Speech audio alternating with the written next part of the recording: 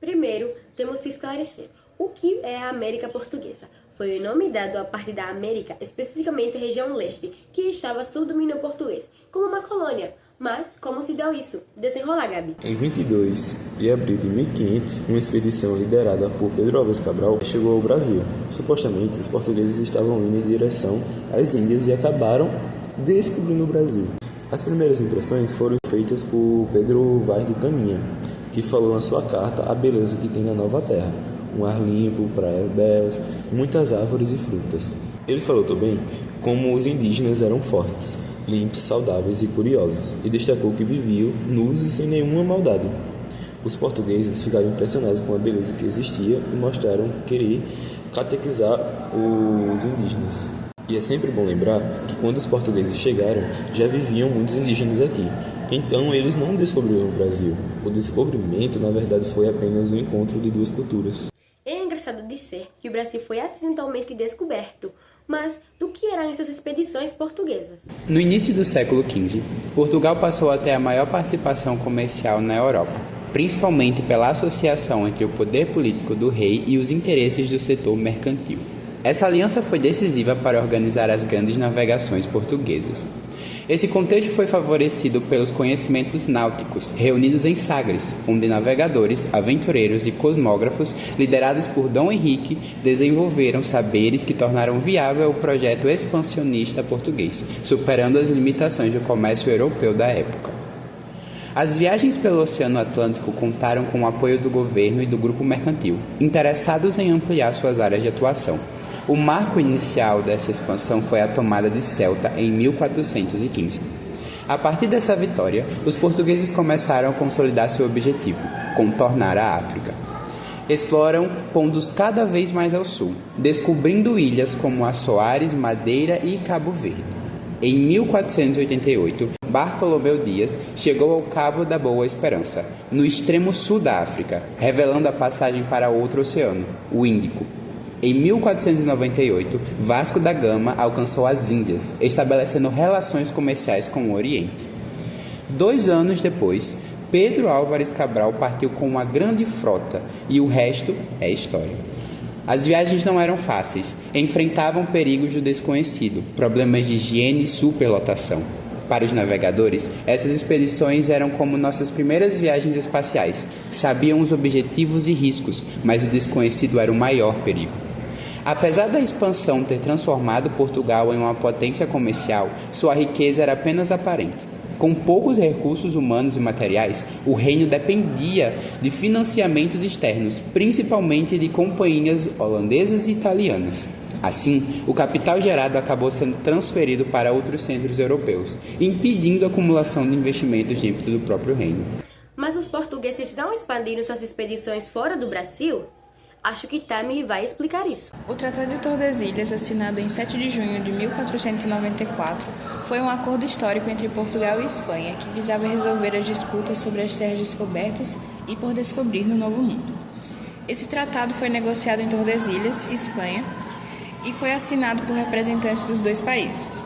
O tratado estabeleceu uma linha imaginária no Oceano Atlântico, a 370 léguas a oeste das ilhas de Cabo Verde, dividindo as áreas de influência entre os dois países. Tudo que ficava a oeste dessa linha pertenceria à Espanha, enquanto o que ficava a leste seria de Portugal. Essa linha de demarcação foi estabelecida para evitar conflitos entre os dois países e para definir os limites de suas áreas de exploração e colonização. O Tratado de Tordesilhas teve um impacto significativo na história da exploração e colonização das Américas. Ele permitiu que a Espanha se concentrasse na exploração e colonização das terras a oeste da linha de demarcação, enquanto Portugal se concentrou nas terras a leste. Além disso, o tratado também refletiu a influência da Igreja Católica na política dos dois países.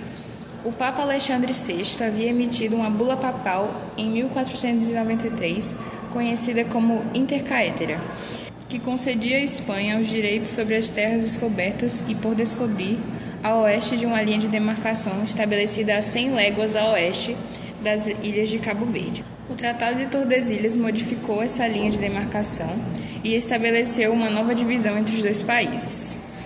Em 1500, com a chegada de Pedro Álvares Cabral, que incorporou a parte da América que cabia pelo tratado. Ao longo de 300 anos, a presença portuguesa expandiu o território, que acabou sendo a única parte do continente americano que se fala português. Em resumo, o Tratado de Tordesilhas foi um acordo importante que definiu os rumos da exploração e colonização das Américas e estabeleceu as bases para a expansão territorial dos dois países ibéricos. Ele também refletiu a influência da Igreja Católica na política dos dois países e estabeleceu uma nova era de cooperação e competição entre Portugal e Espanha.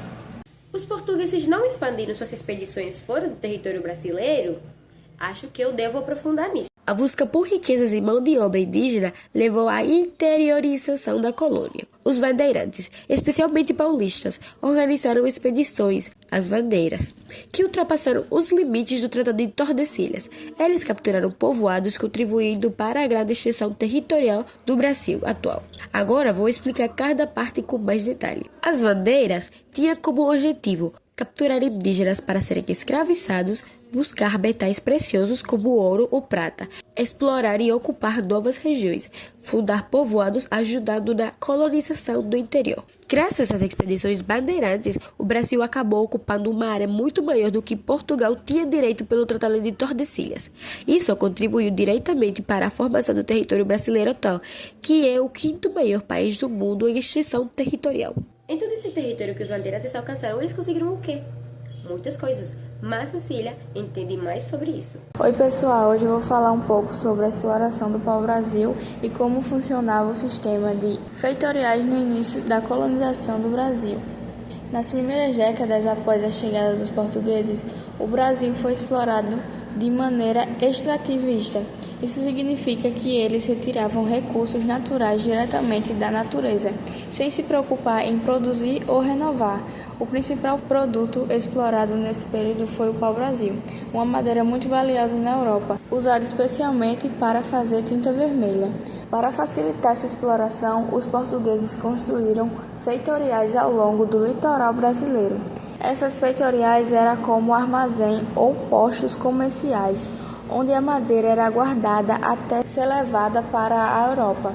Além disso, os portugueses usavam esses locais para negócios com os povos indígenas, por meio de escambo, uma troca de mercadoria, sem o uso de dinheiro. Trocavam ferramentas e objetos pela madeira. Com o tempo, os portugueses passaram a impor o trabalho forçado aos indígenas, o que mudou completamente a dinâmica da colonização. Por que os portugueses estavam tão empenhados em cruzar os mares nem sequer querem atrapalhar Baracho? A resposta vai além da aventura. O foco era o lucro, terras, evangelização e poder político. Quando chegaram ao Brasil em 1500, não viram um grande potencial imediato, mas sabiam que aquela terra podia ser útil. A colonização só começou de verdade cerca de 30 anos depois. Até lá, o que acontecia era apenas uma exploração pontual, quase como teste de território. Implantação das capitanias hereditárias quando Portugal percebeu que precisava ocupar e administrar melhor o território. Criou em 1534 o sistema de capitanias hereditárias. O Brasil foi dividido em 15 faixas de terras, entregues aos donatários, pessoas escolhidas pela coroa para administrar, povoar e explorar as suas capitanias. Essas terras podiam ser passadas para filhos como herança. Porém, o sistema fracassou em sua maioria. Os principais motivos do fracasso foram a resistência indígena, a falta de apoio da coroa e o isolamento das regiões. Assim, das 15 capitanias, apenas 2 foram bem-sucedidas no início. As demais enfrentaram tantos desafios que quase desapareceram da história. A história da América Portuguesa é feita de contrastes, descobertas e explorações, encontros e conflitos. Entender esse passado é essencial para compreender quem somos hoje.